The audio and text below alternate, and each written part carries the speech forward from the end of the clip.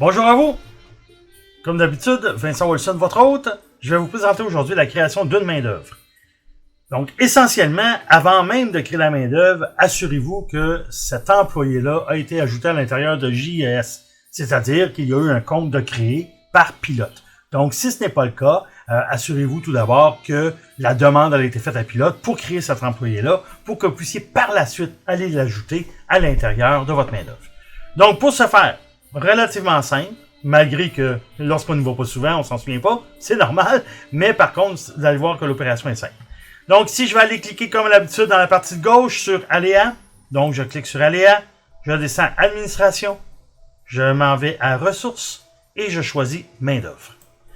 Lorsque j'ai la fenêtre Main-d'œuvre, comme d'habitude, c'est une fenêtre vide qui apparaît lorsque je veux la remplir, donc j'appuie sur ma petite abeille et voilà, j'ai toutes mes main-d'œuvre ici qui vont apparaître à mon écran. Et lorsque vous allez voir mes main-d'œuvre, ils ont déjà des corps de métier, ils ont des groupes de travail, des secteurs, etc. Fait que je peux aller ajouter tous ces éléments-là. Donc, je vais aller cliquer sur Nouvelle main-d'œuvre. Dans un cas ici, pour l'exemple, je vais prendre un petit peu pour mal n'importe qui, mais c'est le même principe.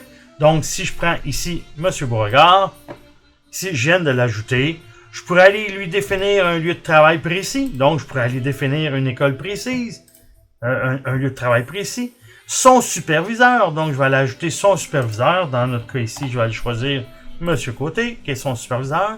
Son groupe de travail, maintenant, c'est très important, son groupe de travail, lui, c'est un électricien, dans un exemple. Et son secteur, encore une fois, le secteur que je vais lui attribuer, ça va être, je vais aller choisir ELEC 1, donc dans le fond, s'il fait partie du nord, du secteur nord, avec toutes les écoles qu'on a déjà mis dans ELEC 1, etc. Donc à partir de là, comme ça, toutes les choses vont toutes se transférer à bonne place. Je peux aller sélectionner le corps de métier. Aussi bien important, le corps de métier, je vais aller cliquer sur Nouvelle ligne. Donc, j'y ajoute son corps de métier. Donc, encore une fois, je sélectionne une valeur. Quel est son corps de métier? Pourquoi choisir le bon corps de métier? C'est pour que ça s'en aille à la bonne place. Encore une fois, je vais choisir électricien. Tout simplement. C'est vraiment pas plus complexe que ça. Et le taux, c'est un taux qui est là par défaut. C'est un électricien ou une électricienne. C'est excellent comme ça.